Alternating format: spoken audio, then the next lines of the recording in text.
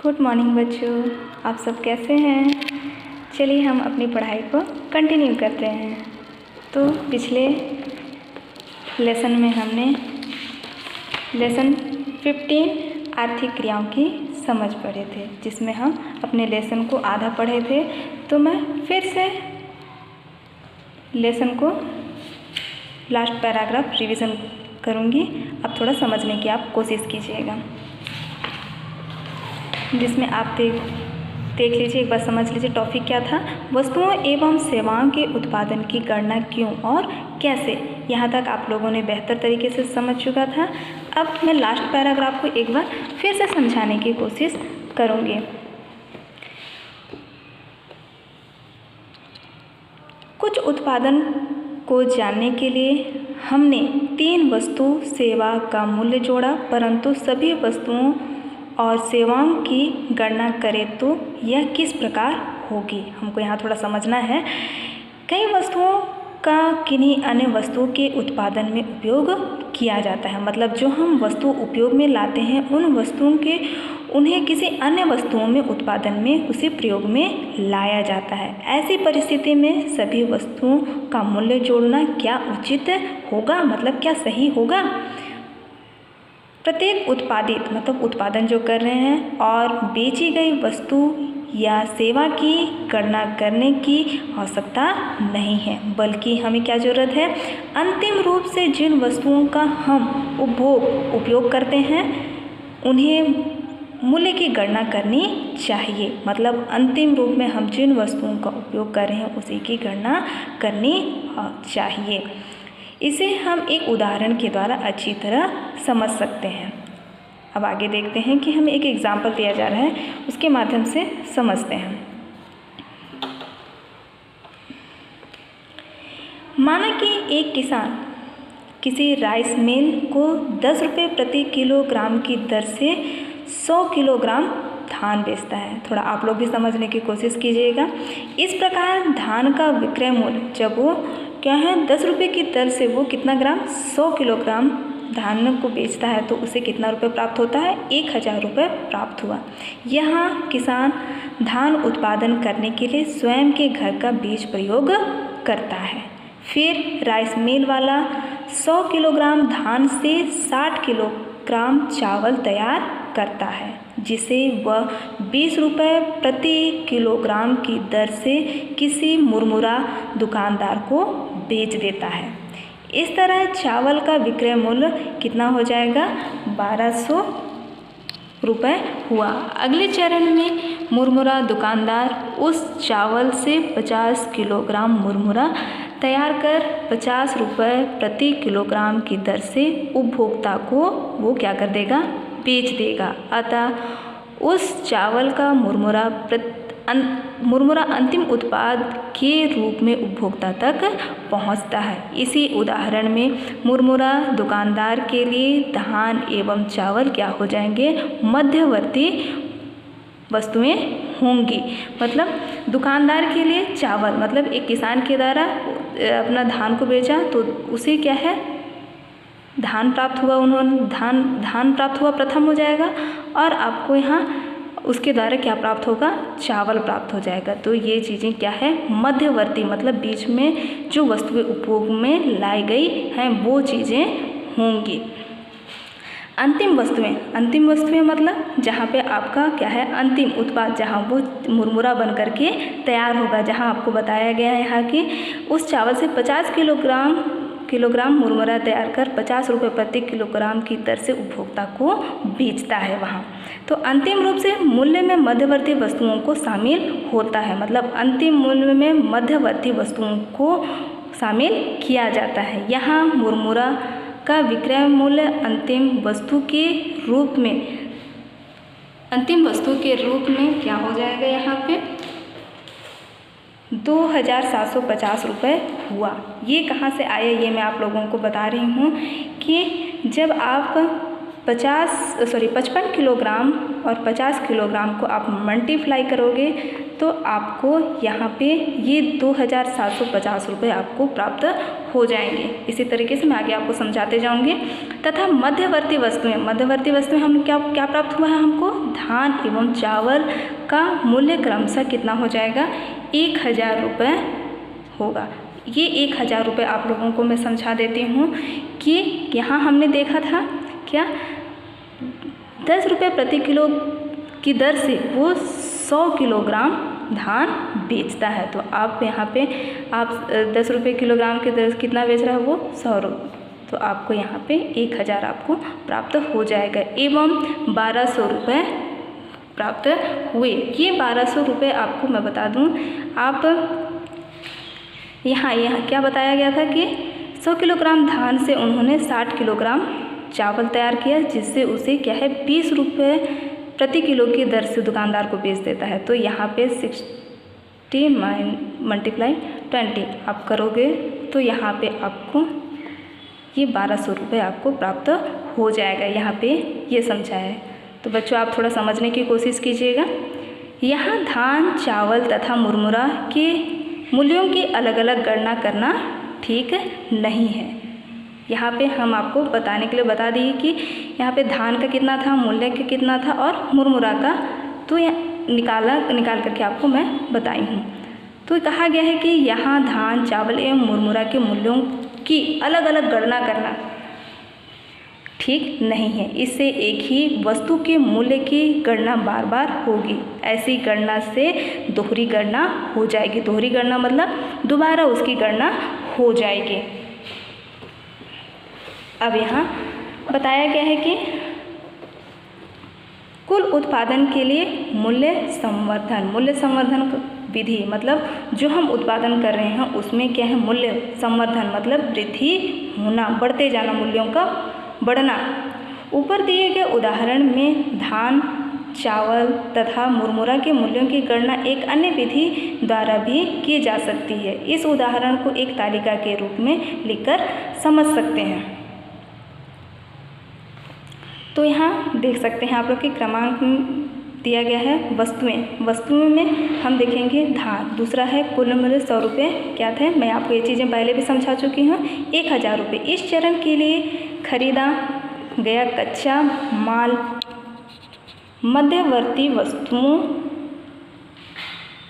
मध्यवर्ती मूल्य जो रुपए में आकलन किया गया है कि यहाँ पे 0 इसलिए दिखाया गया है क्योंकि किसान अपने स्वयं के घर से ही धान उपयोग में लाया है। इस चरण में मूल्य संवर्धन उपयोग तो जितना उन्होंने 1000 उन्होंने प्राप्त किया उसमें माइनस करके 0 क्योंकि कुछ नहीं था इसलिए 0 बराबर आपका यहाँ 1000 दिया गया है। इसी तरीके से चावल जो उसको कुल मूल्य कितना है 1200 रुपये दिया गया है और 1000 उसके मध्यवर्ती मूल्य के रूप में प्राप्त हुआ है जिसमें 1200 माइनस 1000 तो आप ये जो 200 रुपये है ये जो मूल्य संवर्धन मूल्य में जो वृद्धि की गई है वो यहाँ पे दिखाया गया तो माइनस करेंगे तो आपको ये प्राप्त होगा। मुरमुरा जिसमें 2750 रुपये कुल मूल्य हुआ था और कच्चा माल मध्यवर्ती के साथ आपको 1200 दिखाया गया है जिसमें 2750 माइनस 1200 रुपये तो इन दोनों को माइनस करेंगे तो आपको 1550 रुपये प्राप्त होगा। तो इसी तरीके से उत्पादन का कुल मूल्य तो यहाँ पे इन तीनों चीज़ों को लिया गया है 1000 प्लस 200 प्लस 1550 रुपये तो आपको यहाँ पे 2750 रुपये आपको मूल्य संवर्धन जो रुपए में दिखाया गया है।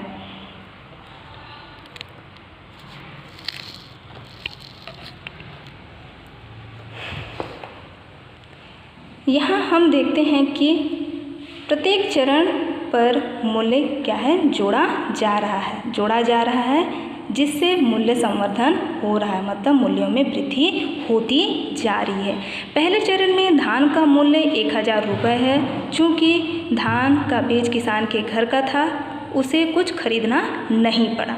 दूसरे चरण में राइस मिल में धान 1000 रुपये में खरीदा और 1200 रुपये में चावल को उन्होंने बेचा था। इस चरण में मूल्य संवर्धन कितना हुआ 200 रुपये हुआ।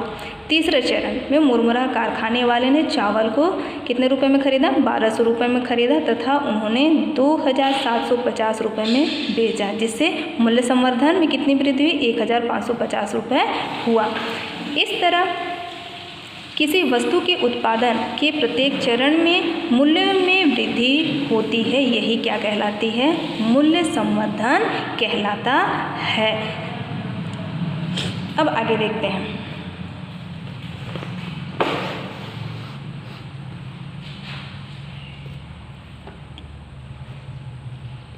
सकल घरेलू उत्पाद किसी वित्तीय वर्ष में प्रत्येक क्षेत्र की अंतिम वस्तुओं और सेवाओं के मूल्यों का योग उस देश के कुल उत्पादन को दर्शाता है। मतलब किसी भी क्या बोलना चाहिए, देश में जो उसके वर्ष का सालाना वर्ष का आकलन जब हम निकालेंगे तो उसके अंतिम वस्तुओं और सेवाओं के मूल्यों को योग करके हम उत्पादन को हम दर्शा सकते हैं। ये सभी उत्पादन देश की सीमा के भीतर होते हैं, मतलब देश की सीमा के अंदर ही की जाती है। अर्थात एक वर्ष में किसी देश में उत्पादित मतलब उत्पादन किया गया कुल अंतिम मूल्य, मतलब जितना हम अंतिम मूल्य पिछले हमने देखा था कि अंतिम मूल्य हम लोगों को 2750 रुपये हमने चार्ट के माध्यम से समझने की कोशिश किए थे। तो यहाँ पे बोला गया है कि किसी भी देश में उत्पादन का अंतिम वस्तुओं एवं सेवाओं के मूल्य में जो योग होता है ना, मूल्यों के योग को ही सकल घरेलू उत्पादन कहा जाता है। घरेलू अर्थात देश के अंदर में ही अंतिम मूल्य और सेवाओं के मूल्यों में जो योग होता है वही सकल घरेलू उत्पाद कहलाता है। सकल घरेलू उत्पाद की गणना कार्य केंद्र सरकार के सांख्यिकी मंत्रालय द्वारा किया जाता है। ये जो गणना किसके माध्यम से की जाती है? केंद्र सरकार के सांख्यिकी मंत्रालय द्वारा। यह मंत्रालय किसके द्वारा भी हो सकता? केंद्र एवं राज्य के विभिन्न सरकारी विभागों की सहायता से अंतिम वस्तुओं एवं सेवाओं की कुल संख्या और उनके मूल्यों से संबंधित सूचनाएं एकत्र करता है और इन्हीं सहायता से सकल घरेलू उत्पाद GDP मतलब ग्रॉस डोमेस्टिक प्रोडक्ट ज्ञात किया जाता है।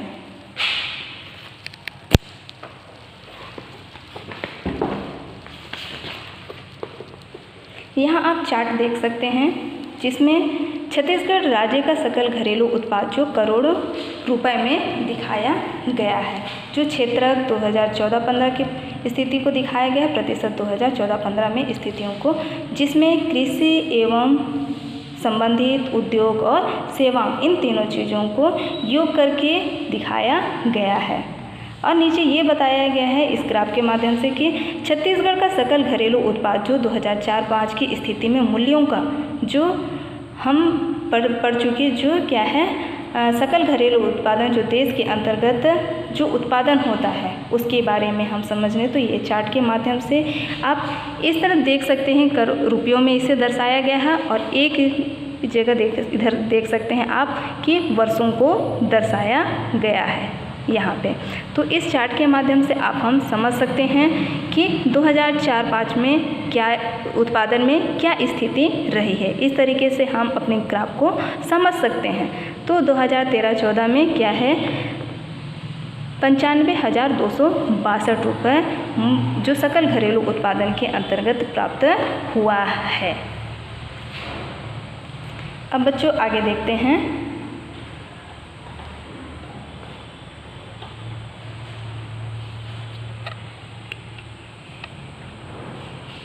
गैर भुगतान कार्यों की समझ एवं महत्व। गैर भुगतान कार्य समझने की कोशिश कीजिएगा बच्चों आप लोग भी।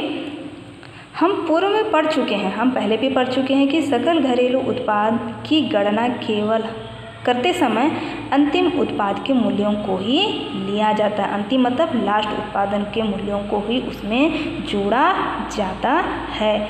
जिस मूल्य पर वे खरीदी या बेची जाती है उसी के आधार पर वस्तुओं एवं सेवाओं के मूल्यों की क्या कर दी जाती है? गणना कर दी जाती है।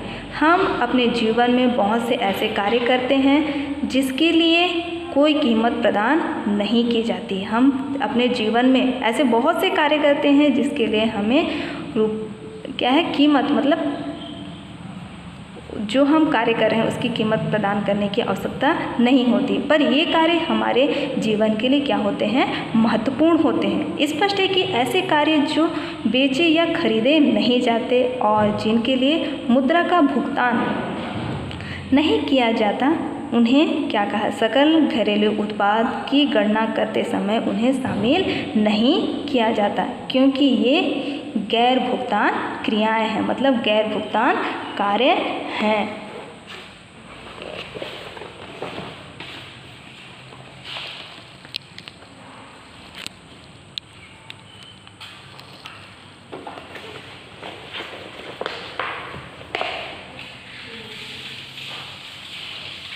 इससे सकल घरेलू उत्पाद वास्तव में कम दिखाई देता है। अगर ये महत्वपूर्ण उत्पादन के कार्य शामिल करके गिने जाएं तो सकल घरेलू उत्पाद का मूल्य क्या हो जाएगा, बढ़ जाएगा। अगर हम सकल घरेलू उत्पाद में गैर भुगतान कार्य को अगर शामिल कर दिया जाए तो हमारा सकल घरेलू उत्पाद का जो मूल्य है वो उसमें वृद्धि हो जाएगा।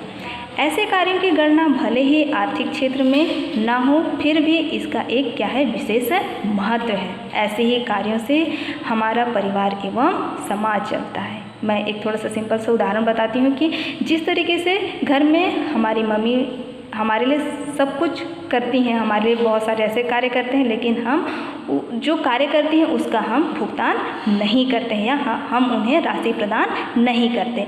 इनमें से अधिकांश कार्य किसके द्वारा किए जाते हैं, महिलाओं के द्वारा किए जाते हैं। इन कार्यों के लिए उन्हें पारिश्रमिक प्रदान नहीं किया जाता, जैसे घर में खाना बनाना, बच्चों की देखभाल करना आदि। ये सब चीज़ें क्या आ जाती हैं, गैर भुगतान कार्यों के अंतर्गत आती हैं। आप इस डायग्राम को देख सकते हो बच्चों, जिसमें एक कामकाजी महिला की दिनचर्या को दर्शाया गया है। चलिए आगे पढ़ते हैं हम।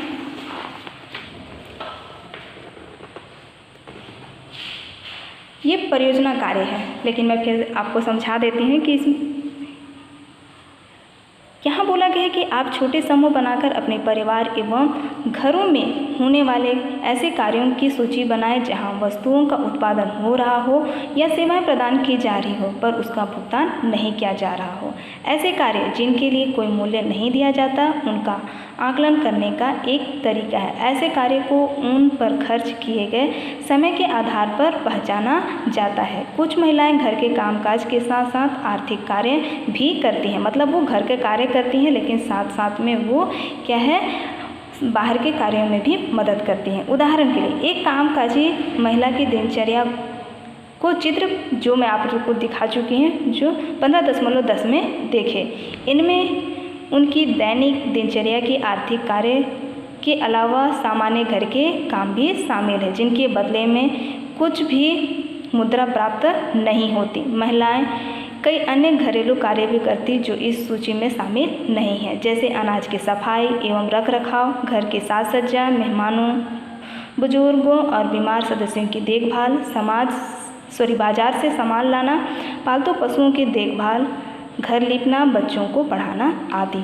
तो इस चार्ट में आपको क्या है, ऐसी सूची बनाना है जिसमें महिलाओं के द्वारा कार्य किए जा रहे हैं लेकिन उनका भुगतान या मुद्रा उन्हें नहीं प्रदान की जा रही है।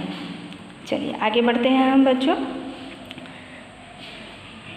हम समय के अनुसार लोगों की दिनचर्या को 3 प्रकार की गतिविधियों में बांट सकते हैं। पहला है आर्थिक कार्य गतिविधि, ऐसे समस्त कार्य जिनके लिए भुगतान किए जाते हैं। ऐसे कार्य जिसमें क्या हम जब कार्य करते हैं तो उसके बदले में हम लोगों को राशि प्रदान की जाती है। आगे है गैर भुगतान कार्य गतिविधि, ऐसे समस्त कार्य जिनके द्वारा भुगतान नहीं किए जाते, मतलब ऐसे सभी कार्य जो हैं जिसका भुगतान नहीं किया जाता, मतलब उनको राशि नहीं दी जाती, वो क्या किस में आते हैं, गैर भुगतान कार्य गतिविधि के अंतर्गत में आते हैं।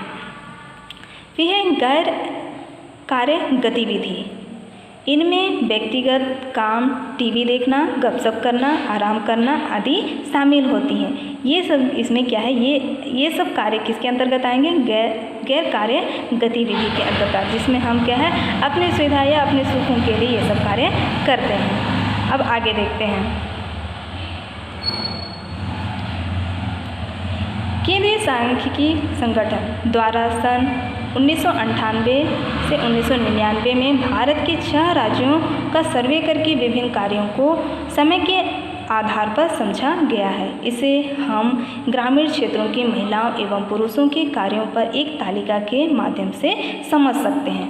आप देख सकते हैं, एक बार क्रमांक दिया गया है, कार्य पुरुष ग्रामीण, महिला ग्रामीण। पहला देखते हैं आर्थिक कार्य। पुरुषों के द्वारा कितने प्रतिशत कार्य किए जाते हैं? 25%। और महिला ग्रामीण के द्वारा 20% कार्य किए जाते हैं। और गैर भुगतान कार्य पुरुषों के द्वारा 2% किए जाते हैं और महिलाओं के द्वारा 14% किए जाते हैं। इसी तरीके से गैर कार्य 73% और महिलाओं के द्वारा 66% कार्य किए जाते हैं।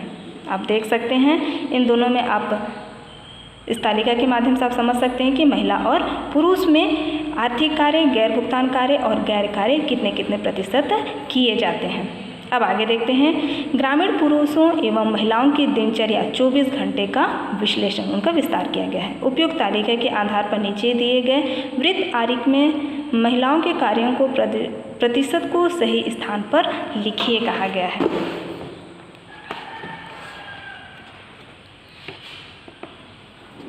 आप यहाँ देख सकते हैं, एक वृत्त आरेख दिया गया है जिसमें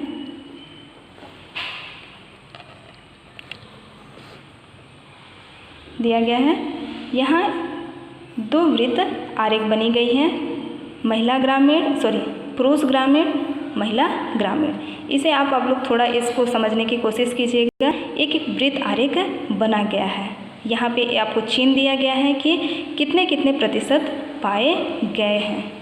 तो आपको ये अपने समझ बुद्धि के विवेक के आधार पर इसको आपको करना है कि पुरुषों का आर्थिक कार्य कितना है, गैर भुगतान कार्य कितना है और गैर कार्य कितना है। तो आप अपनी बुद्धि का यहाँ पे इस्तेमाल करेंगे।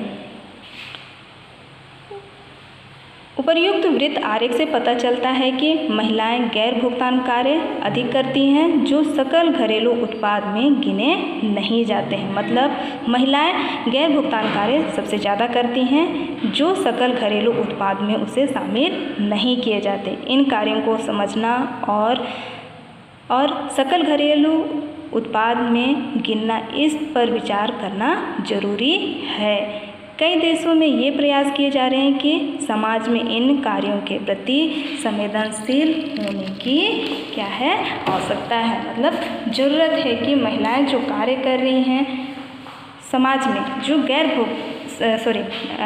भुगतान कार्य के अंतर्गत में जिसे शामिल किया गया है, उसमें महिलाओं के कार्यों को भी शामिल करने की कोशिश किया गया है। तो हमें समाज में महिलाओं के प्रति क्या होना है, संवेदनशील होने की ज़रूरत है। तो बच्चों, आपका लेसन यहीं तक समाप्त होता है। आप लोगों का होमवर्क है